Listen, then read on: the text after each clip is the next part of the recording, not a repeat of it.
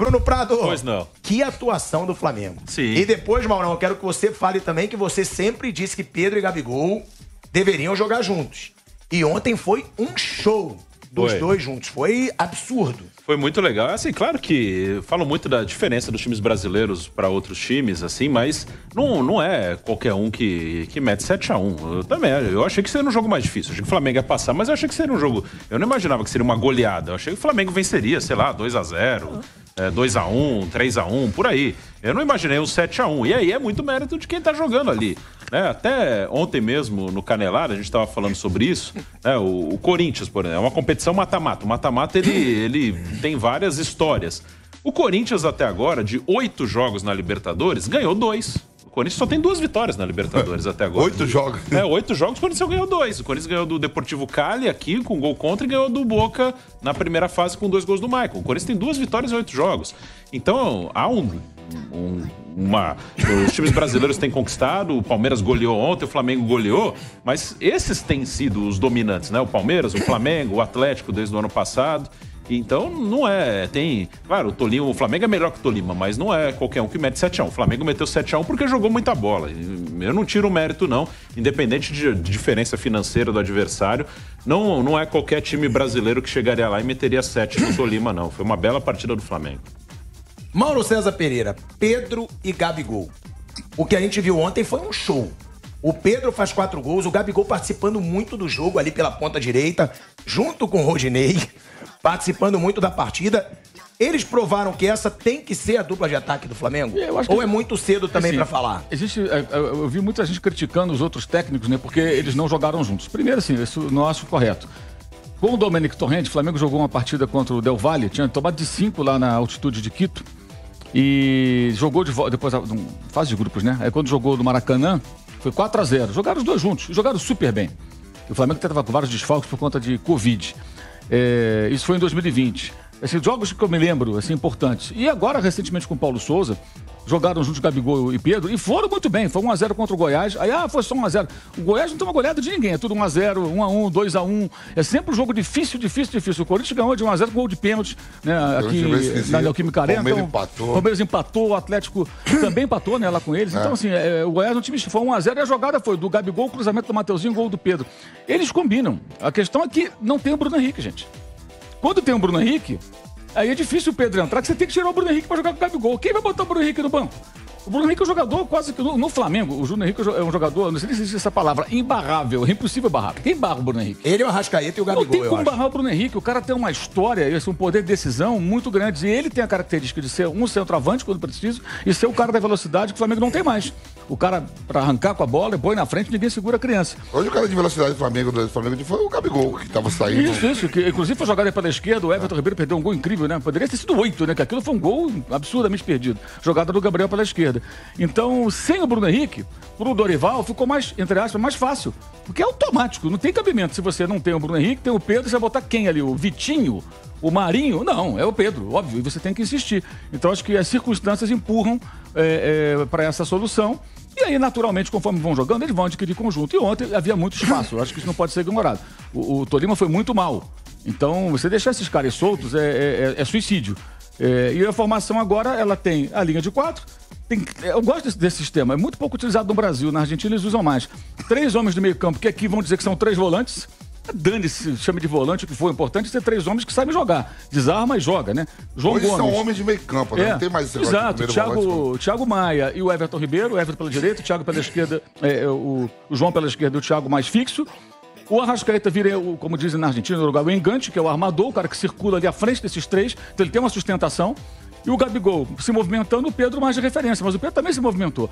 Eu acho que é um sistema interessante, vale a pena ele insistir. Ele pode encaixar o Vidal no lugar de um desses 3, ele pode colocar o Cebolinha fazendo dupla no lugar do Gabigol, do Pedro. Desses 3 qualquer lugar. Eu acho que é um modelo que meio acidentalmente ele aconteceu no jogo contra o Santos e funcionou muito bem. Eu acho que ele deve insistir nisso, independentemente daqueles que sejam escalados. É um sistema que eu acho que pode funcionar e deixa o Arrascaeta muito livre para trabalhar e criar. E aí, se ele não tiver uma boa marcação, como não teve ontem, aí um abraço. Agora, e quando perde a bola, é que é a questão. Ontem não tinha muito problema. Aí o Arrasca tem que fechar no meio campo com esses 3, um dos 2 tem que voltar para colaborar na recuperação da posse. E a questão do Rodinei, que eu acho é isso. O Rodinei do meio pra frente, ele é atleticamente privilegiado, o cara é forte, ele sabe fazer um cruzamento, ele tá num bom momento. Cruzar, ele tem esse mérito do meio pra frente, ele tem pra... Agora, do meio pra trás, é um desastre. De onde foi o gol? Do lado dele. Logo depois tem outra jogada ali, do lado dele. É que foi 7, por esse é 8, então a gente esquece. Ele é muito fraco marcando. Então, eu acho até o seguinte... agora já quero que renove o contrato do Rodinei. Se renovar, coloca no contrato assim, pilhado. Ponta direita. Pode isso, Vanderlei. Põe no contrato. Pode lateral jamais. E contrata um lateral. Aí ele vai brigar por um espaço ali, de vez em quando ele pode entrar. Na lateral, acho que é uma Mas loucura. Ontem, Mauro, dá pra dizer que não dá pra criticar o Rodinei, né? Não, porque ontem o Bernardo Ramos estava aqui. Não, ele foi bem, falou, não vai elogiar o Rodinei também, porque... É um jogo atípico. Eu falei, calma aí. Quando o cara erra, a gente bate. Quando ele joga bem, a gente não pode elogiar, né? Eu acho que ele deve ser elogiado. A gente só não pode esquecer das deficiências defensivas do jogador, porque, por exemplo, contra o Corinthians no domingo, se ele jogar, eu acho que não vai ser ele, acho que vai ser Mateuzinho, ele não vai ter essa vida mansa. Em algum momento ele vai ser atacado ali, vai cair gente pelo setor dele, vai ter jogador para ele marcar. E o Tolima ontem foi uma presa fácil, porque o Flamengo jogou bem, o Tolima jogou uma partida ridícula.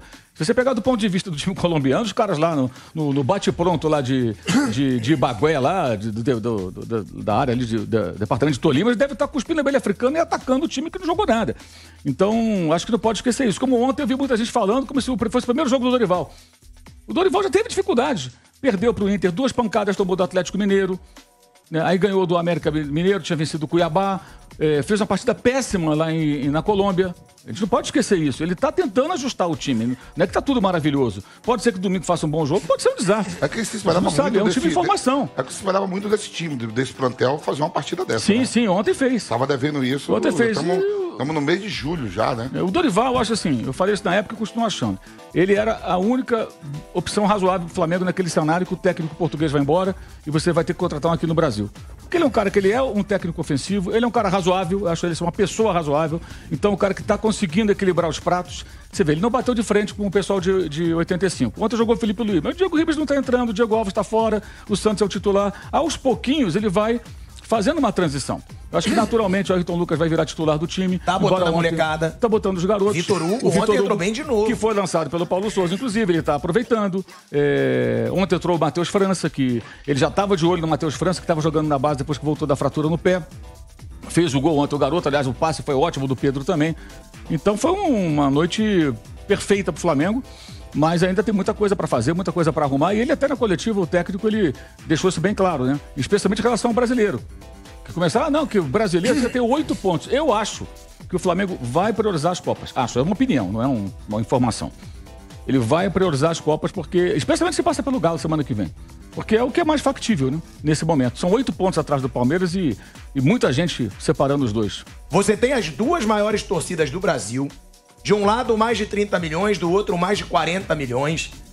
2 times que têm uma cavalaria, como diz o Vamp, que se jogarem as cavalarias, é jogão, são 2 jogaços. O que esperar de Flamengo e Corinthians? Porque, claro, tem Palmeiras e Atlético, mas eu acho que o jogo é Corinthians e Flamengo. Não sei se vocês concordam, pela magnitude das 2 torcidas, na minha opinião. Você sabe que o Mauro César Pereira liga sempre às 6h30, né? Eu até respondi pra ele hoje que é uma alegria. Foi muito rápida hoje. Foi muito rápido. Muito rápido. Mas teve parabéns pra você. Parabéns pra ele. Isso eu nem coloquei porque ele foi muito educado, gentil. E é uma alegria acordar com ele todos os dias. Pronto, essa é a observação. Mas 6h35, sabe quem ligou? Silvio Santos. Falou assim, puxa vida, esse jogo é meu. Ele falou isso. Esse jogo é meu. Falei, patrão, é seu. E é um jogo espetacular, né? Não importa o que vai acontecer, mas antes do jogo, grande expectativa, né? O professor Vitor Pereira vai conseguir. Ele conseguiu uma classificação heróica, histórica, diante do Boca, lá em Buenos Aires. Então, provou que, olha, ele pode mais com menos. Enfim, contou com os astros, contou com a aplicação. Ele falou, contei com a alma, né, dos jogadores, contei com a alma, com o coração. Enfim, essa coisa toda. E do outro lado, há algumas horas, o Flamengo mostrando que está começando a orquestra, até o primeiro violino está começando a tocar bem. Vocês imaginam o que vai acontecer, né? E joga na casa do Corinthians, que segundo a maioria, é quase impossível não se sentir incomodado com aquela torcida. Eu também acho.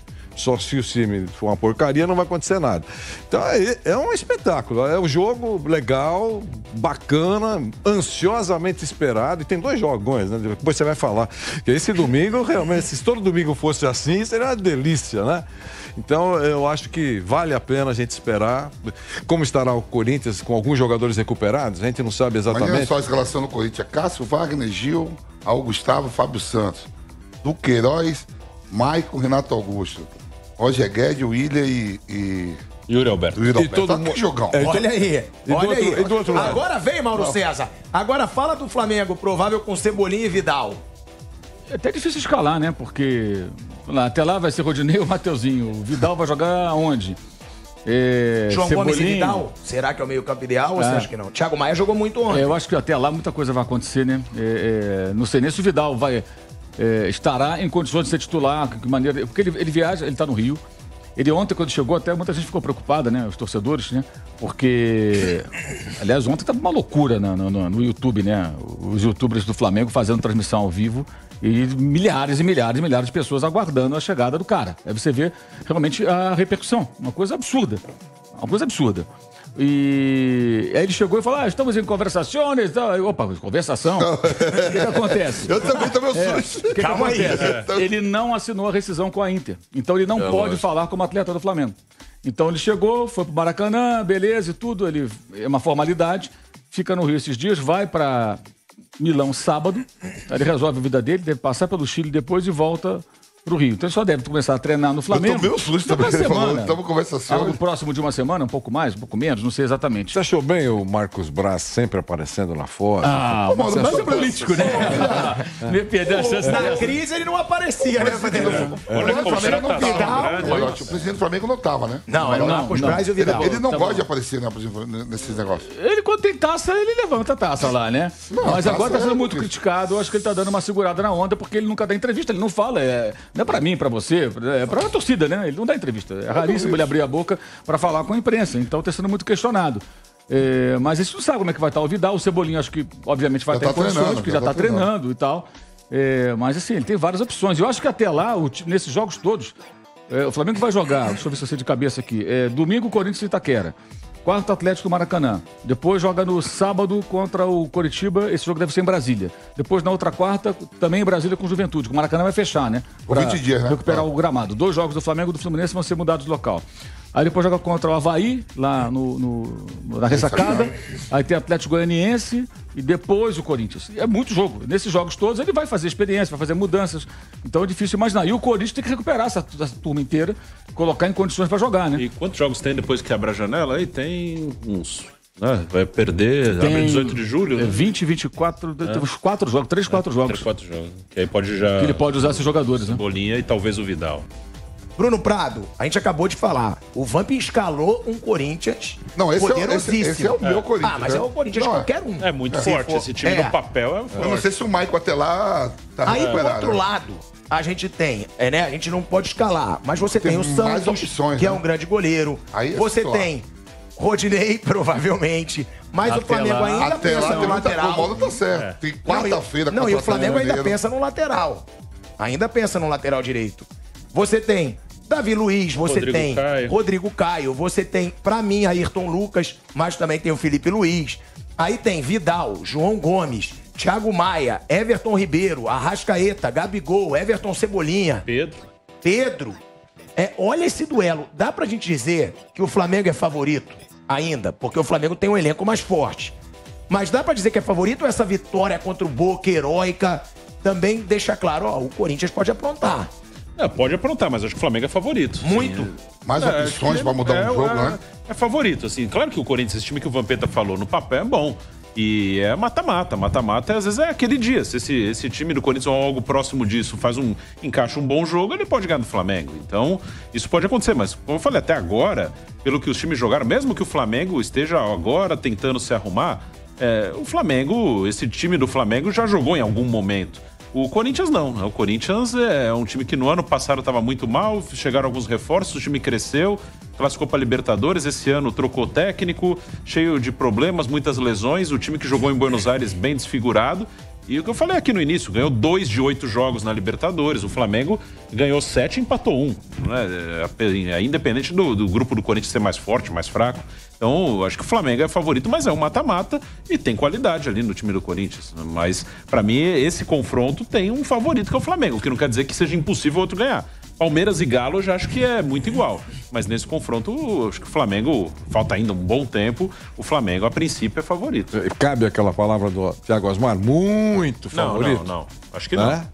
Dessa vez eu não acho, não. Não, muito não. Então, mas é favorito. Sim. Né? É favorito. Chega... Por exemplo, essa cavalaria que eu dei a escalação aqui, o Flamengo um pouco mais favorito. Mas se for a cavalaria que... Tudo bem, fez um jogo magnífico. É isso, aquilo é exceção. Aí foi uma quadra. A cavalaria do Boca não dá pra enfrentar o Flamengo. Se for aquele mas também time não vai escalado ser. contra o Flamengo, Não, mas não vai ter o Vila lá, Benedetto, é diferente. Mas é bom insistir nisso, né? Porque a maioria entendeu perfeitamente, mas outros não entenderam. O que aconteceu em Buenos Aires foi uma exceção. E isso faz o futebol ficar rico, a história do clube, sem dúvida. No momento de quase nas cordas, o cara ressurge. Foi o que aconteceu com o Corinthians.